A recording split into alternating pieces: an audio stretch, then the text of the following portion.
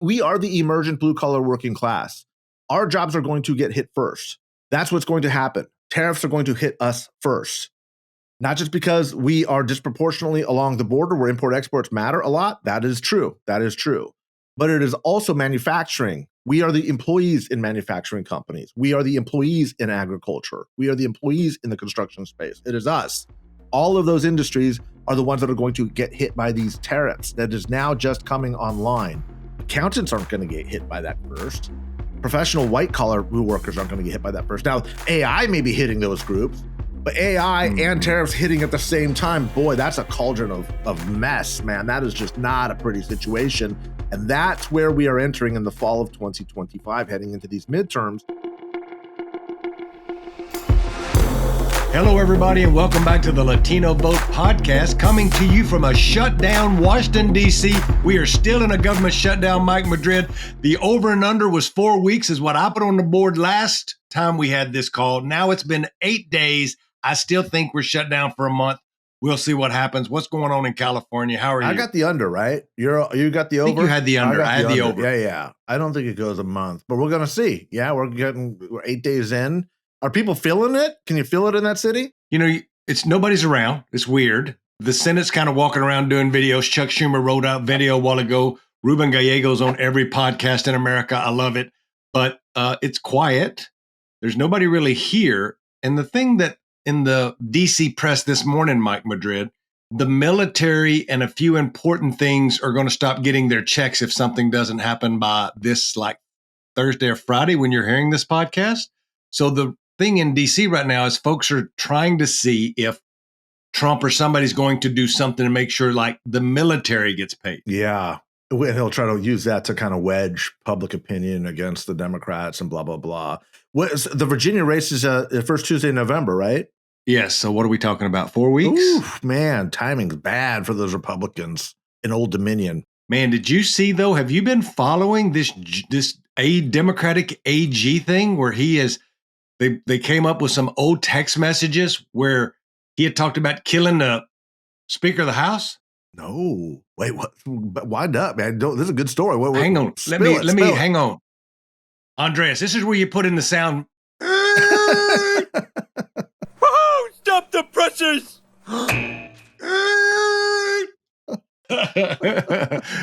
So, and this is on me and Mike. We write down the thing before we start about what we're going to talk about. We totally talk about something else, but we got to talk about this. Yeah. So this fella who's running for Attorney General. Democrat or Republican? Democrat running. He's somebody else, whatever. His daddy was an Attorney General, whatever. African-American brother, Jay Jones. And the Republicans have unearthed text messages where he's talked about shooting the Speaker and a couple other people, like killing 3 people with 2 bullets. Oh my God. They are now up in Virginia with ads. This is it's literally resurrecting this race. The Spanberger won't call for him to step aside. Morning Joe and folks in the Democratic Party in Virginia are saying this guy this disqualifies him and he should not be running for Attorney General. Oh my God. Snatching defeat from the jaws of victory. Oh my God. We were talking about this before we came on air. Mike was like, y'all are coming back. I'm like, wait, give me a minute. We can fuck this up. Hold my latte. I gotta get back into the real world and figure out this story. Who did he send the text Google to like somebody in the state house? He was like already elected to something. Whether he was joking or not, you don't say that on a text message. Somebody nailed y'all. Him. This is why at least Pete Hegseth is sending signal chats to fucking figure out who we're going to bomb. Yeah. He's doing it on Signal. Yeah. It is the stupidest thing, but it's really serious. And like folks in the party, like Morning Joe on MSNBC was like, look, we know we all do stupid things. I've done stupid things. Chuck Rocha's done lots of stupid things, but I am not running for Attorney General of Washington, D.C. So if he steps aside, what happens? Who knows? I don't know. Like the ballots are out. It's over. Like people are voting. I'm gonna put my money down right now. He wins.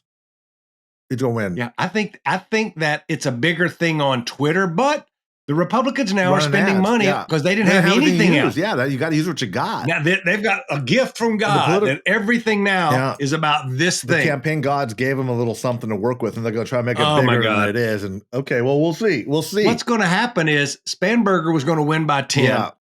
Now she's going to win by 3 or 4. No, you think it's that? And You this think it's guy- that big? I do. Oh, I do. And I think that it's tighter than people think. okay. But I think she wins. And it could, my 3 or 4 could be 5 or 6, but I think she's supposed to win by 10. Yeah. So I think it's less than that.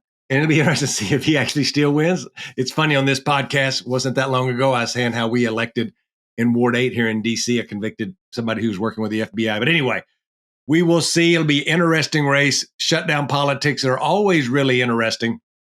And I think that the shutdown is now starting. I just don't see a way out, Mike. I'm curious to what you think. They were talking about it this morning on my read-in podcast where I try to get the news of the day before I go on TV and blah, blah, blah. And they were like, we don't see an incentive for either side here. Like, when does somebody blink? What do you think, There Mike? isn't. And the great irony is if the Democrats win big in Virginia, despite all this stuff, I'm not saying they will. I'm not watching this very close. I think it's pretty clear to everybody. Obviously, you're not when you've missed the whole text message scandal. I'm not gonna, but my gut tells me again. I'm not even close enough to have a gut reaction to it. But it just seems too polarized an environment for the Democrats to not overperform a little bit here. Full caveat there and qualifier that this could change absolutely the dynamics of the race. But let's just say hypothetically, let's play this out. Chuck Rocha wins the over. This thing goes beyond election day. Democrats win. Spanberger wins by 6, 7, 8 points. What is the incentive for Democrats to give up or to change or to modify? None. And you're negotiating with a madman. So I think you're exactly right, Chuck. Like, what is the incentive for each side to give? The only thing that can work is the pressure of public opinion over time. But that's a dangerous game to be playing, man. That's real people's lives. That's SNAP benefits running out. That's people Social Security checks. Social Security checks. You already see air traffic controllers walking off the site in Burbank, California, like airports shutting down like every day. And once it happens, it's like the first couple of weeks of a shutdown, not that big of a deal. Some federal employees get to, hang out and watch Prices Right at home or whatever. You start getting into 2 weeks, 3 weeks, the effects start to compound every day. It starts to get really significant. So I don't know, brother. You're right. There's no incentive structure right now. Both sides are like, let's just dig in because we're going to win this thing. And then the pressure is going to start turning up. And I don't know what the path out is. But I was talking to a friend of ours this morning who's a comm specialist. And he was like, well, do you think now that, and I was like, people don't give a shit. Regular voters don't give a shit if the government shuts down. And then I caught myself and I was like, well, if this thing goes and regular people, I think about Chuck Rocha, Mr. Regular, going fishing.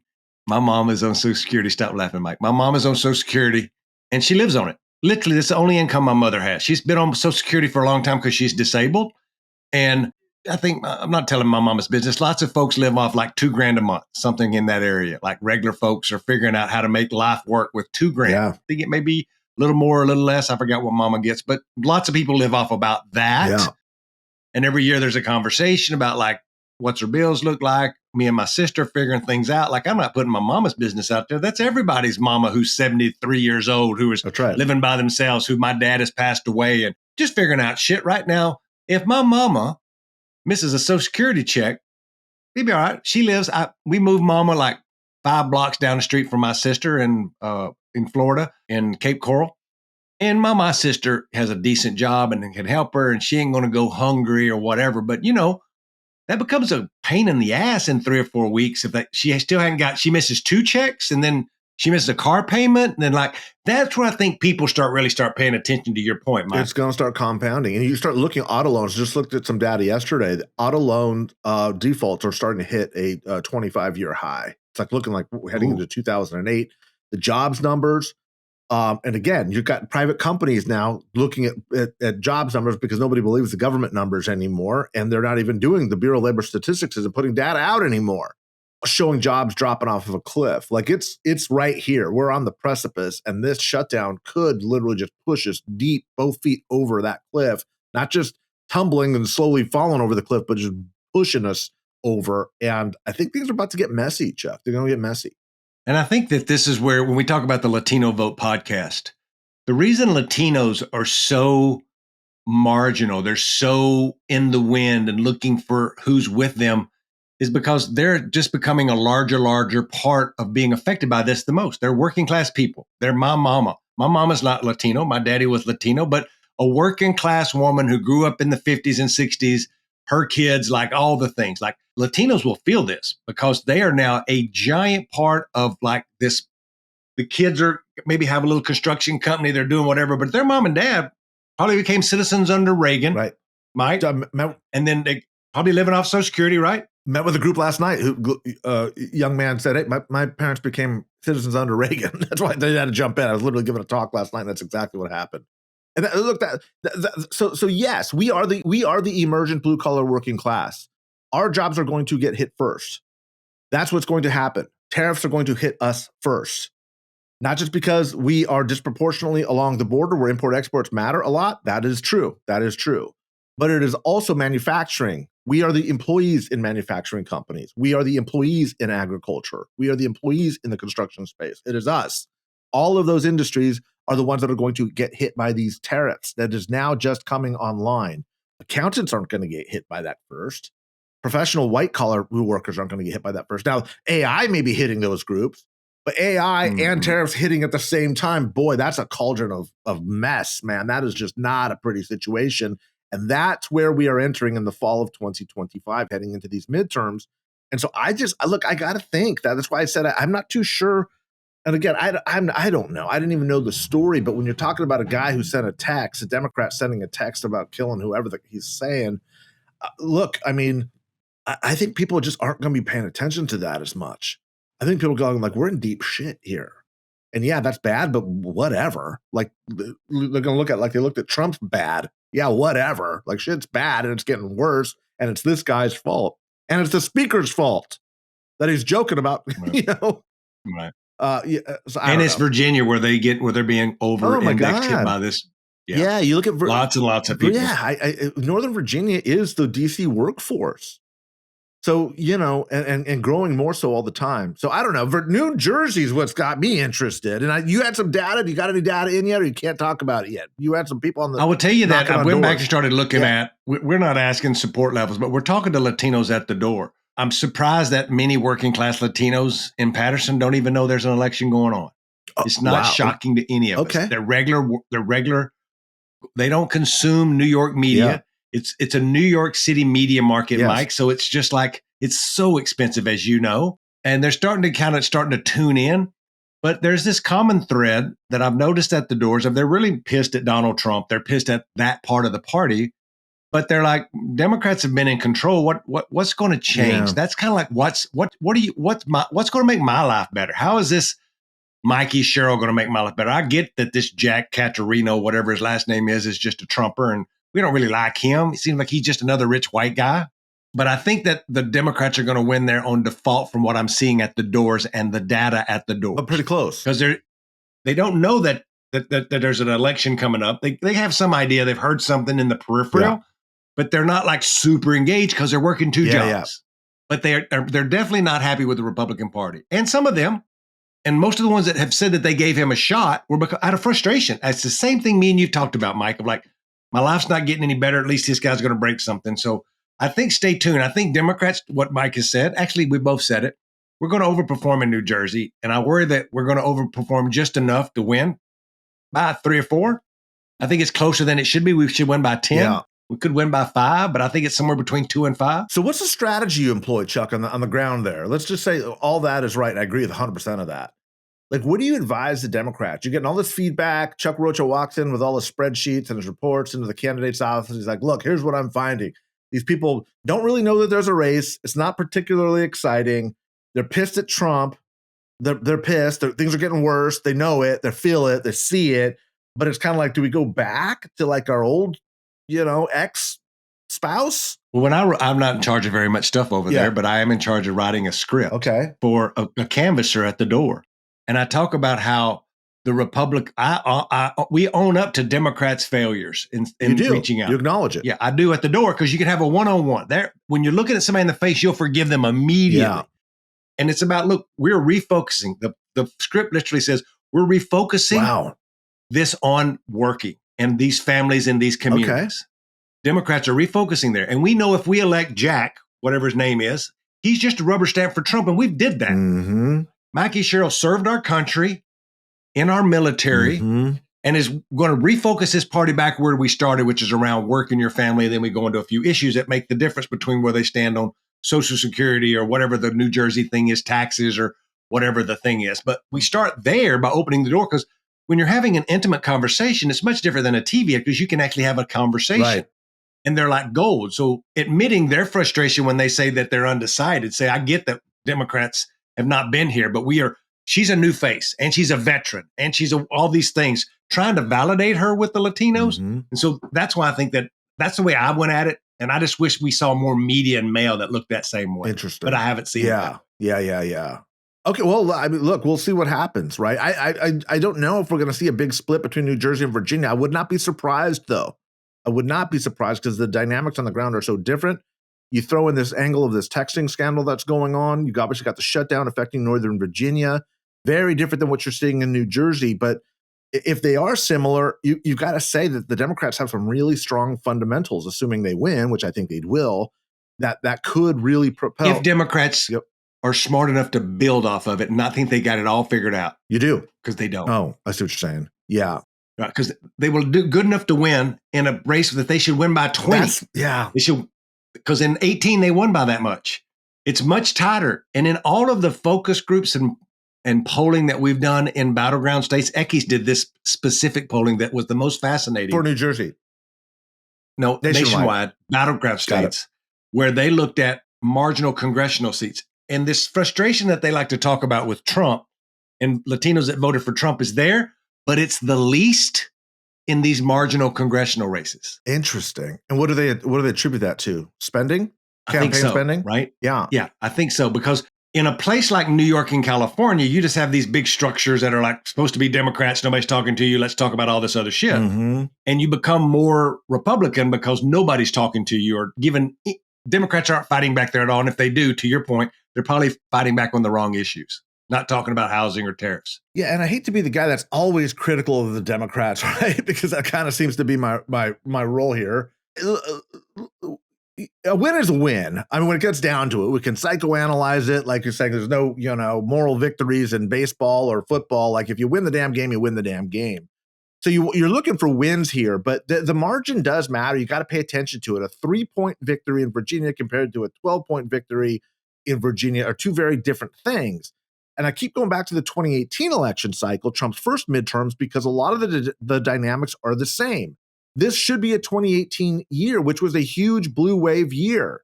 A president in the midterms, when he's very unpopular, the entire issues matrix is breaking against him. His biggest strengths are now weaknesses for him. His weaknesses have gotten even weaker. Like nothing's breaking right politically for the president of the United States right now. And you throw on top of that, the economy's weak. He's blamed for it, rightfully so. And consumer confidence is at a 50-year low and heading in a bad direction as people see the recession coming like a train, coming along the tracks. Like there's nothing good breaking here, but the polls, especially with Latino voters, are tighter than they were in 2018. At least at this point, there's a long way to go, kind of to what you were saying, Chuck. And we've got to figure out, and we will through a series of polling we'll be talking about a lot here, does that signal this broader realignment, this rightward shift that we've been, dissecting for years now? Or is it just disaffection with both parties? And people just kind of had it with the Democrats too, and just saying, neither of you guys have got shit together. And until you do, I ain't supporting either of you guys in any meaningful way. I think it's both. I think it's both of those. And I think that what concerns me about Virginia is I've seen nothing in Virginia that's different than what they've always done. And they just assume it's going to be good because all of the things are lined up against the Republicans, to your point. Did they start Latino outreach earlier? Did they put a bunch of Latino teams on the ground in community, having conversations at the door, talking about what we're going to, none of that happened. They ran the same old shit they've always run. They've discounted Latinos in that state. They hired white media firms to do their Latino outreach. It's the same old shit. In New Jersey, I'll give Mikey Sherrill, I don't agree with some of the consultants that she's hired, but she has a good team over there. The coordinated campaign's doing real money. The DNC's putting money into Latino outreach there. And it's more than just base turnout. There has to be persuasion and base and all the things. So I see that as a sign of encouragement in New Jersey. So I'm going to learn from this and try to make it better for the off cycle. But it'll be really interesting. Let's pivot now and talk about my new favorite state, which is California. And Mike, let me tell you why it's my new favorite state. I just got back from California on Monday, and I now realize that I could live in California. Oh, you in Santa Barbara. If I'm in the right place. You in Santa Barbara. That's different. I found this place called the OJI Valley. I think y'all call it Ojai Valley.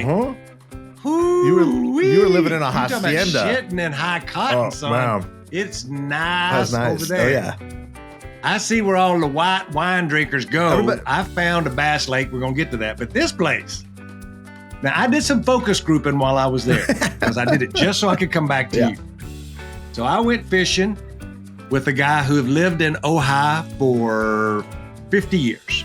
His mom and dad took a train from Montana, ended up in the Ojai Valley, and he was raised there. He raised his kids there, a middle-class guy. He started after high school. He didn't go to college, and he went to work at the Ojai Valley Inn, this giant resort where I was staying. Beautiful hacienda, Spanish revival style. So gorgeous. Beautiful. God almighty, golf course. And he said, I worked there for 11 years. I was on the track to become a manager there. I was kind of the nighttime manager. And he goes, I just didn't want to do that. And he goes, I started fishing out here on this lake. I'd fished on at Lake Casitas my whole life. And I worked out a deal with the hotel where he could fish some and they would recommend him to fish and the hotel could make money anyway. He did that for 6 or 7 years and then found a way he could just do it full-time fishing guide. Now, that's my focus group. Ebony goes into town and goes to a thrift shop. She finds this is a little for all of you folks that ain't got a lot of money. If you go to a place that's got a lot of rich people and go to their thrift shops, there's lots of nice stuff in the thrift shop. That's designer things that you can buy for discount. So Ebony, that's her thing. Only thing you hear on the Latino Vote podcast is that's what advice you go get here. Right. So you go to the thrift shop in the rich town. So she goes to the thrift shop and her focus group is a 70-year-old dude who grew up there telling her all the chisme about the city. Mm-hmm. The thing that's common amongst both of these in this, well, it probably won't surprise Mike, is that the cost of living there has went up so exponentially in the last 10 years that they're having to shut down schools because there's no kids there anymore because families can't afford to live there. And you have these people from bigger cities probably coming in and buying this property that are the second and third homes where nobody lives there. Right. And my fishing guide said he just built one of these properties on his house, like turning your garage into it. Y'all have a name for it. ATVs or OTVs? ADV. Additional living, whatever, domiciles. Yeah, AVD, ADV.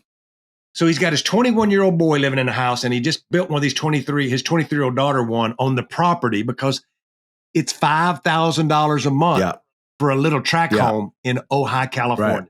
This tells me everything I needed to know about the community and what was going on. That's right. That's increasingly becoming all of California, by the way. So a little bit of history here. Lake Casitas is where Mike Madrid went to 6th grade camp. Shut up. That's where I first learned. That's where I first fished. Lake Casitas. Wow. Yeah. Back in the day, Ojai was the northern part of is the northern part of Ventura County. Lake Casitas is a little further north than that, up in Santa Barbara County.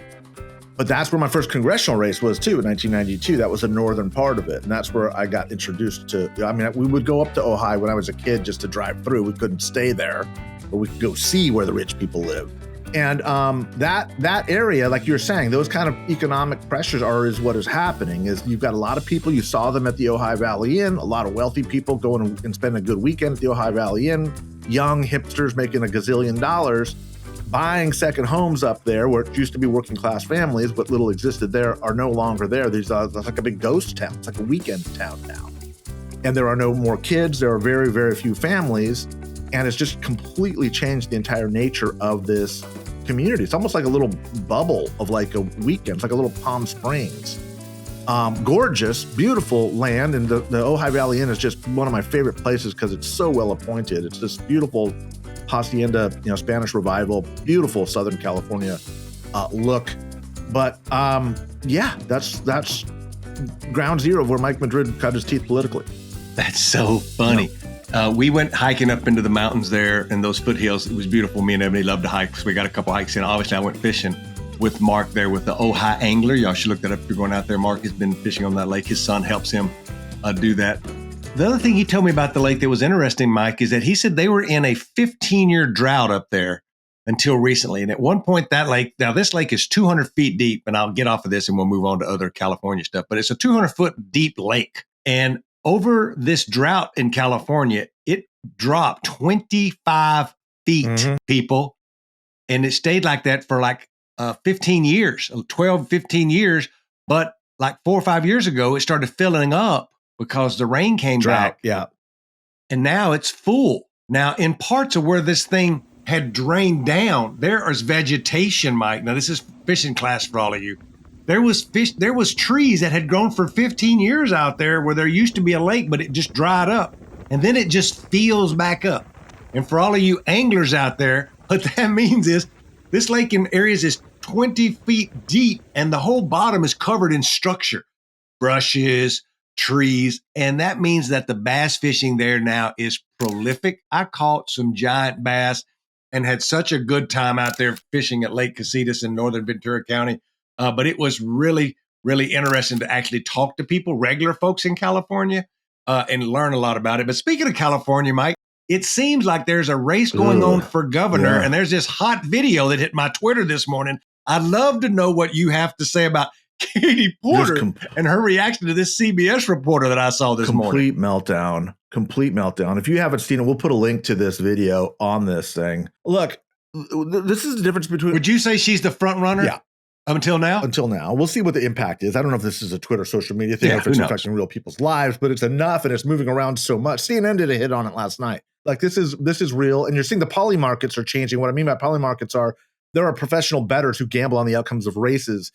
It takes a lot to move the fundamentals of a race. She's dropped considerably. Alex Padilla's numbers have popped up as the top front runner. So I guess technically he's the front runner, he's not even running. I don't know if he does run. My gut tells me he's not. We'll have him win or lose, or I'm sorry, enter or not enter. We will have Alex on the podcast after the December filing because we should just get caught up with Alex anyway. But look, this is a candidate implosion, and this is a moment where you have a candidate who just gets upset and frustrated with a reporter and just really makes herself look really, really, really, really, really terrible. You got to see it. If you haven't, we will include the link down below.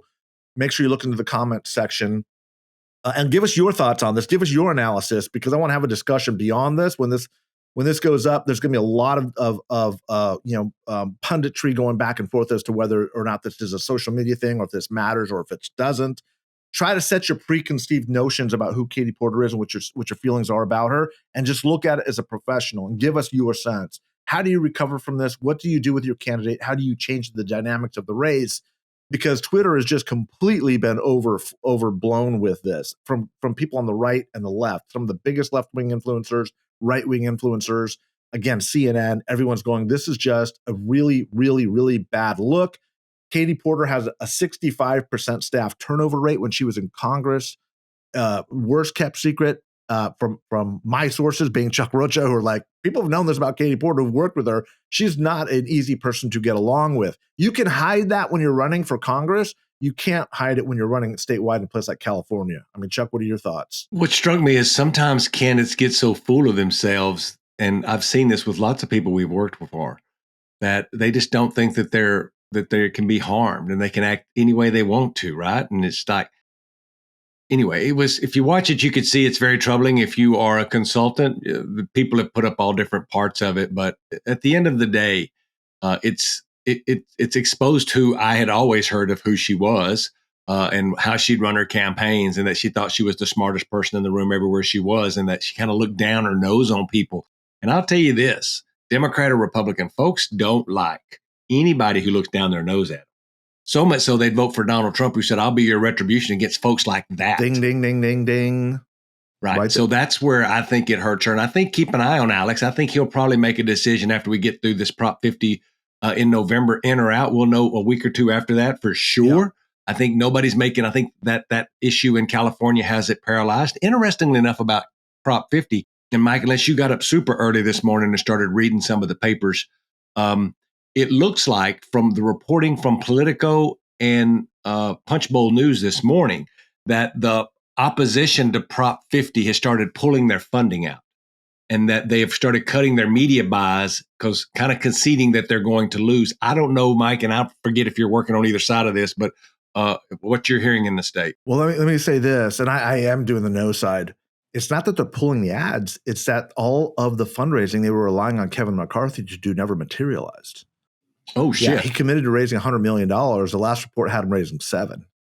So it's not that they're like pulling money down because they're like, this is good money after bad. They don't have any money heading into the last 30 days of this campaign. That's not a place a campaign wants to be, by the way. That is just not a good look. And for listeners out there, you should know, and Mike, correct me if I'm wrong, it said that the pro side right now had raised and spent like $45 million so far. Yeah. And I thought both sides of this were going to be in for at least $80 million, which is not a big deal in California. We do this all the time. A lot of money be made in California. Those are big races. Those are some big horses, right? And that's just one special election. That's typical. This is why consulting firms in California never have to leave California. Yeah, that's just why we don't. It's a completely separate world. DC and California are two different worlds. They very rarely ever cross into their different respective areas and arenas because we're very protective of our space. DC is very protective of theirs. Same country, different capitals, same amount of money.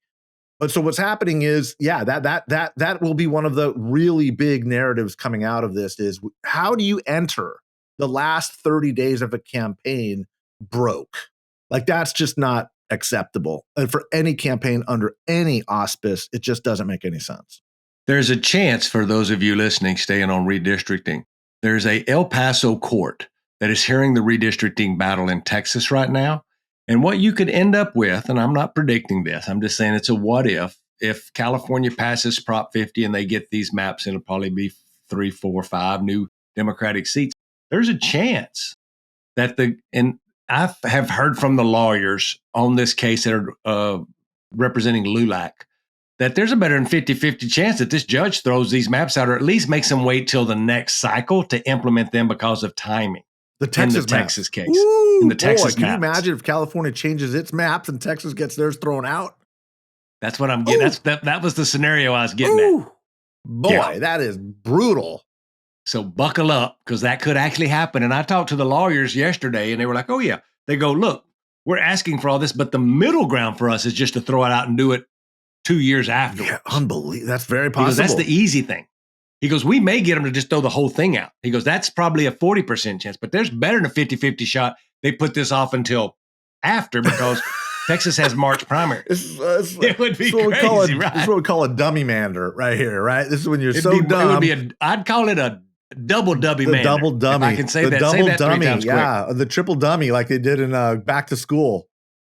Look, we need to, Chuck, we need to get, you put on your thinking cap, I'll put on my thinking cap. We need to get a Latino Voting Rights Act expert to come in and talk about the Supreme Court decision that's coming up this month on the Voting Rights Act, because that's going to fundamentally change minority districts. It's going to have a huge impact on Latino representation, on Latino members of Congress, and the Latino vote.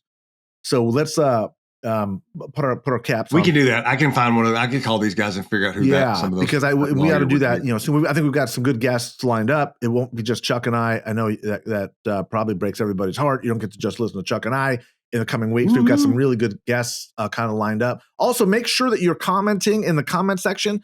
Give us some of those suggestions to tell you how much we are paying attention to those suggestions. That's where we're pulling some of these guests that we are inviting to saying, hey, that's a really good idea. So if they're guests, if there are topics, let us know. We want to hear about them because that's what the show is all about. It's not just about, Chuck and I kind of babbling on and on. It's about building a community. It is a lot about me. Let me be clear. It's a lot about me. But when it's not about me, it's also about what's going on in D.C. and with Latinos. Remember like 2 weeks ago when I told you that we elected a new congresswoman in South Arizona named Adelita Grijalva. Yeah. I want to tell you, Mike, that for some reason, and I can't figure it out, she is yet to be sworn in here in Washington, D.C. Could it be the Epstein files? She would be number 218 to sign on to a discharge petition that would make this go to an automatic vote. And so these boys in D.C. are slow walking. That's an old hunting term. They're slow walking this thing. And I think I'm going to reach out to her to see if I can have her on. I'd love to hear what she's been up here, just hanging around, asking folks to swear her in.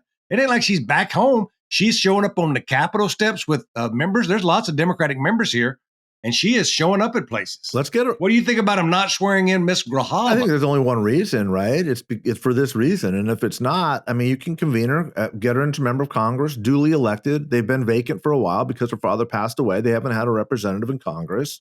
There's no reason not to do this. It's not like they're going to expend a lot of money because they're not spending any money anyway because the damn government's shut down. So bring her in, swear her in. Doesn't have to be a big ceremony. You don't need to convene Congress. You just need to have Mike Johnson hold up the Bible. He's good at doing that anyway, and swear her in. Let me say that yesterday on the House floor, yesterday right outside the House where all the reporters, I think y'all call it gaggling with the person that they're talking to, one of the reporters from CNN asked Mike Johnson, well, why don't you just swear in Miss Grajava? And he's like, we're going to get to that. We're going to do that. Well, when are you going to do it? He said, whenever she wants. Yeah, whenever she wants. Within 24, not hours, within 30 minutes, somebody from the staff put out a press release and walked that shit right back and said, we're not going to swear in any members of Congress until the shutdown is over. Yeah, of course. Now, for you nerds, other than Mike Madrid, who is a super nerd, let me remind you two things. One is, think about, Mike, I think that the Republicans right now, when they swear her in, will have a 3-seat majority. Keep in mind two things. One is, they have slow walked a special election in Texas, in Houston, in Texas 18. Remember the congressman that died during the State of the Union? Remember that? I do. We still haven't had a primary in Texas 18. You haven't had a primary yet? No. Because what? The governor won't call one? Abbott? Yes. Oh, man. So it's set for November because he wanted to wait till they do it on a regular election day was his excuse. So November, we'll have a primary, and then we'll have a general in December, 30 days later. So there's a seat that's a Democratic seat, no matter what these maps say, because it could be somebody in Congress right now who's not there from the Democrats. Unbelievable. So in December, we'll have 2 more Democrats, presumably. Yes. Unless Mike Johnson's still playing his shenanigans. But let me put a little sugar on this shit sandwich for you. There was a congressman named Congressman Green from Tennessee who steps down because he wants to become a lobbyist or head of something, but he's no longer there. He's out. Last night in Tennessee, you're the only 10 I see. Anyway, last night in Tennessee we saw this woman who is a state rep. Her last name is AFTNE, Afton. And she's a 33-year-old white woman who got elected to a state rep job in her 20s. She's kind of this phenomenon in this Tennessee suburban state house seat, Mike. I'm drawing you a picture. Right. Well, she runs in a primary against 2 other dudes last night, and she wins the Democratic primary. There's going to be a special election for this Tennessee 7 race on December. It's the first week of December. There's going to be a special election for this Tennessee House seat, and it's only an R+5 seat. Oh, wow. That's easily gettable in this environment. With a white woman who's already elected to the state house, who knows her shit, who's got a professional team around her, who, if nothing else, is going to raise a bunch of money in Tennessee. We got to put a link down to that race and see, keep people's eyes on it, see if there's something to be had. Lots of Latinos in that seat. Yeah.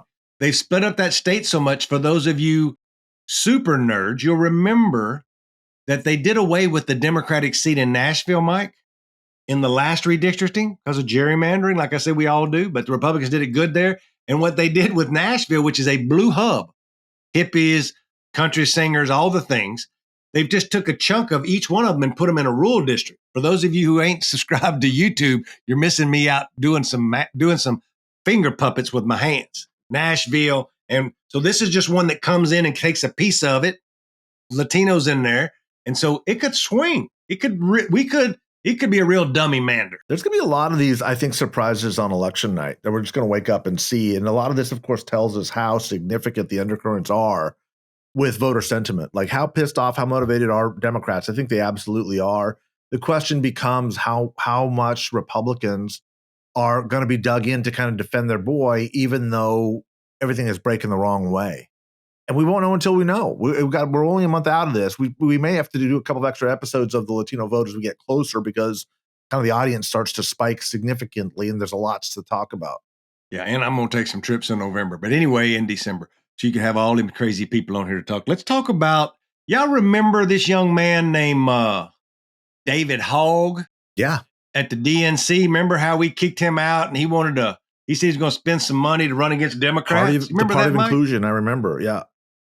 Yeah, we got rid of his ass. He's no longer in the DNC. He put up that shit. Young man, you can't come up in here trying to have democracy. Fuck that. So you should know that little David Hogg, he ain't little, he's 6 foot tall, but he is skinny. He needs to eat a cheeseburger. But anyway, David Hogg is out here with his group called, not Run for Something, the Leaders We Deserve. That's the name. Run for Something. Leaders We Deserve.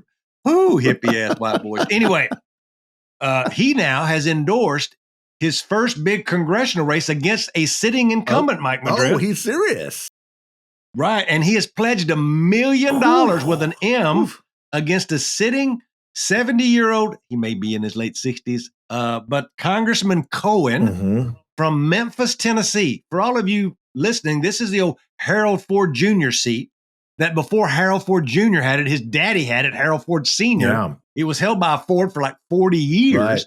I ran that special election, Mike, when Mr. Cohen got elected a bazillion years ago. And the way this white Jewish guy gets elected in a 80% black district is there were 5 black candidates. Got it. And he's been the congressman ever since because no peso, no say so. He raised a lot of money and nobody's ever really been able to take him out. Right. I had the greatest candidate, sidebar, is my candidate was a woman whose mama was a steel worker. That's why I was helping. Her name was Nikki Tinker. I'll never forget Nikki Tinker, the best name of a candidate ever. Oh my God. Anyway. Move her into the district and run Nikki Tinker. Nikki Tinker still lives there, I'm sure. But let me tell you about who they're running. It gets even better, Mike, looking at my notes.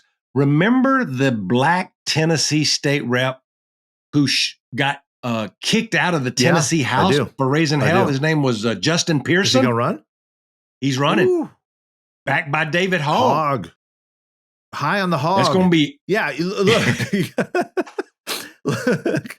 This is that generational fight this guy's promised to take on. This is smart politics, man. You got this guy, white, skinny, Gen Zer who's like, I got $1 million, which is kind of nice, by the way. Talk about privilege. You got this white kid who's 25 years old coming in to threaten members of Congress, saying, I'm going to commit $1 million to this race, and he's going to get, an African-American elected in an African-American seat when, there's a 40-year age difference. Like, it's really smart politics, and it is good. It's probably time for this Steve Cohen guy to go. But I'm always going to love this kind of political story because it's about somebody from the inside kind of, dusting things up a little bit, especially with David Hogg, who got kicked out of the party or pushed out of the party or however you want to frame it.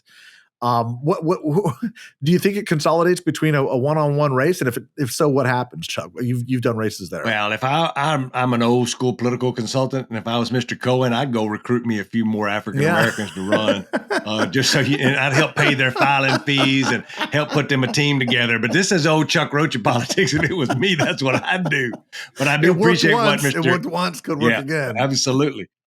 Interestingly enough, Hogg endorsed 3 other people the day before this announcement, some state reps, but different races, different one seats. of them was in your backyard. Yeah. You should know that he has weighed into California 22, which is Valadeo.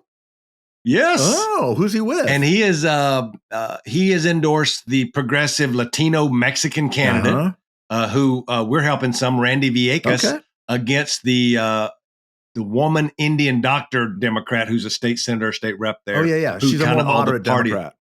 Yeah, and so we'll see. Anyway, if he spends some real money there, again, I can't think of a district where David Hogg's profile would work less than California 22. Got a young kid in skinny jeans talking about taking people's guns away, supporting a Democrat in the Central Valley of California. Good luck with that. I think he just give him some money and just let Randy do his deal. Yeah. 2 more things that I wanted to bring up, which is we've started seeing. I didn't tell you about this. We started seeing money reported on FEC files. And at night when I'm lonely and Ebony's on the road, I spend my nights looking at FEC reports. I used to look at porn, but now I look at FEC reports because that's what makes me happy. Oh my God. So y'all should know that the biggest fundraiser for the Democrats in the Senate was young Jon Ossoff, who raised $12 million in one quarter. Georgetown man, by the way. Is he? Yeah, sure is. I knew he was elite. Those, what do you call him? White shoe lawyer. Woo. I think he's got like 42 million cash on hand right now, and it is not even Thanksgiving. Nope. Just so y'all should know. But there was some other impressive fundraising, like the oyster farmer from Maine raised like $3 million. I love that race. I love that race because the Democrats are kind of all a Twitter. Is that right? Kind of kerfuffled. They're trying to. I don't think they kerfuffle, Look, but Susan Collins is always stronger than she looks, the Republican U.S. Senator from Maine, but she's weak right now. She's really, really weak this year. The Democrats got to put up a strong candidate. They're really going, wait, is it our establishment, Democrat governor who stood up against Donald Trump and kind of got into his face during that meeting in the White House? Or is it this kind of out of nowhere oyster farmer, grassrootsy sort of dude? I love the dynamics of this race because it says so much about the Republican and Democratic parties right now. It gets worse. Better. It gets even funnier. Because I got word from a CBS News contact yesterday. I'm a CBS contributor, so I get the inside news that all y'all need to know.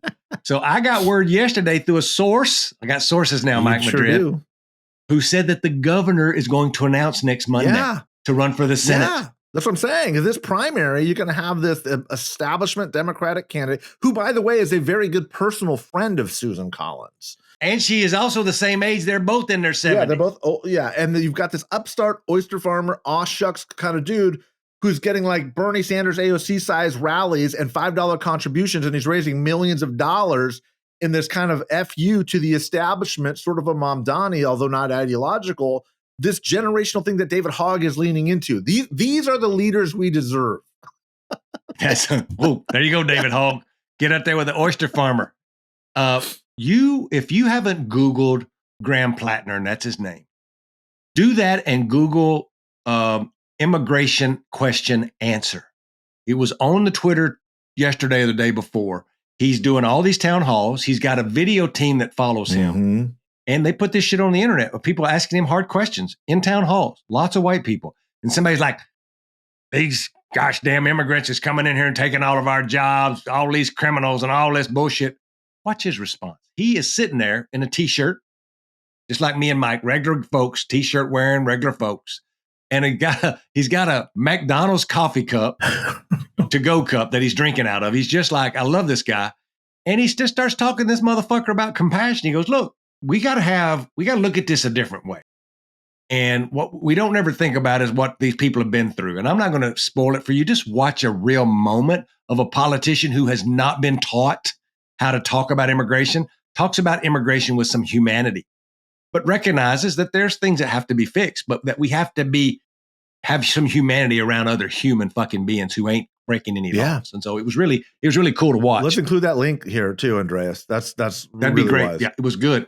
Here was probably the biggest money shocker, Mike, that I want your thoughts on, because it kind of ties back to your whole theocracy. As I say that right about the Bible, but anyway, this young man in Texas, Tallarico, theologian Tallarico. I like this kid. Listen, he's only been in this race for 32 days.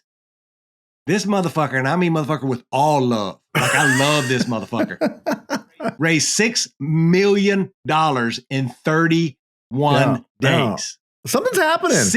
Look, in my neighborhood, we call it $6 million. $6 million. He's one of the leaders we deserve too. I think it's just, goddamn right. It's this generational change where people are like, we need something different. We need oyster farmers, sons of pastors.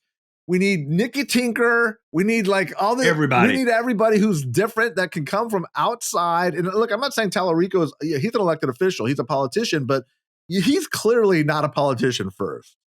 Like this guy he's a man of God first who went into public office to serve. He did. And he's just like, look, this is what I've been hearing in my church pews is not the word of God. This is not what Christ's image is. I want to be somebody who is genuinely pro-life from conception to natural death, which means we got to take care of 90% of the people when they're hungry, when they're homeless, when they need shoes, when they need assistance, when they need to get educated. And that's what he dedicates his life to. And he lives that life. And he walks that walk That's why I like him. He's refreshing. That's why I like the oyster farmer. Like you said, McDonald's cup, t-shirt, real dude who's like, he's not prepped. Talks like this. He's just like a real dude. And it's like, this guy's like literally off the oyster boat. And let's go talk about immigrants and immigration. And I think that is the different kind of authentic, refreshing. That is the alternative to Donald Trump. He says what's on his mind, but it isn't this crass vulgarity of being, of allowing us the freedom to talk about being racist or misogynist or sexist. It's like, let's be human again. How about we make humanity great again? Right. And these candidates are catching fire. I told a reporter with the Texas Tribune yesterday when he said, I'm going to tie these pieces together with the Latino vote, Mike. I stole some of your shit, which I'm really good at. Yeah. It's like I said, look, he's like, what about Tallarico in the Valley? I was like, do you know why and where the movement in the Valley was? I said, it was with Latinos that are Christian who go to Baptist and Methodist church. I was like, is that exclusive? No. But a lot of the growth in the Valley is around church and family and all the things that Democrats ain't talking about. Well, guess who's talking about that now? Fucking Tallarico. Yeah. Look, Democrats have to, I'm not, I got into a little disagreement with a good friend on Twitter about this. I don't believe that ascribes the rightward shift. I'm not saying anything happening. It is happening. That is true. It doesn't explain why the Latinos went 80% for Donald Trump, but your point is taken. It is absolutely right. But here's the difference that I see. When Democrats need to be comfortable talking about God and religion again, there's nothing wrong with that. In fact, everything is right with that, because the God that I guess Democrats believe in, as opposed to Republican Jesus, is a loving God, is a caring God, is like wants people to not be hungry. It wants to understand that we have borders that need to be secured, but there's a human way to deal with this, and it isn't running, rappelling down the sides of apartment buildings and grabbing naked little children out and throwing them out in the middle of the street in the middle of the darkness of the night and traumatizing and zip tying them. And zip tying them. It's like, that's not, there's nothing Christian about that. That doesn't mean everyone's saying open borders and all this other nonsense. What it means is do this as a human being, respect their dignity, and more importantly, Chuck, respect your own dignity of enforcing laws without dehumanizing yourself.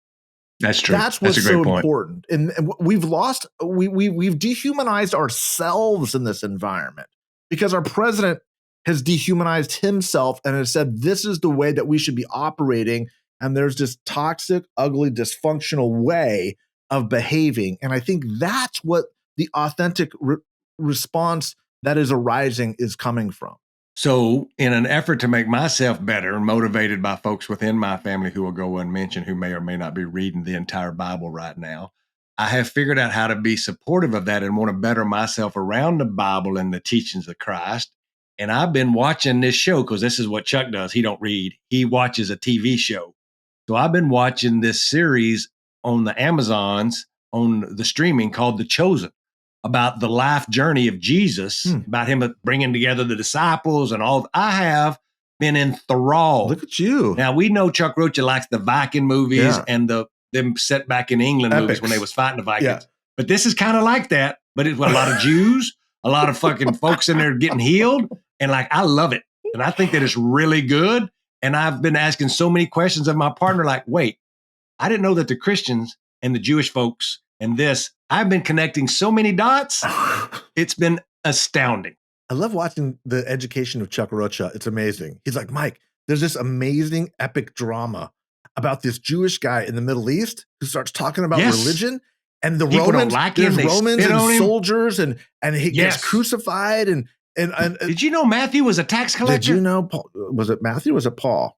No, it's Matthew. Okay, Matthew. And he was taking the monies. And anyway, I've been fascinated. Well, who knew? Who knew that this was going on?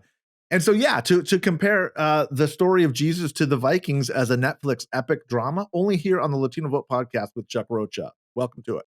And Simon was a fisherman just like me, just so we're all clear. So was Andrew. And Jesus helped him catch a bunch of fish one time. Fisherman. I knew me and Jesus tight. By the way.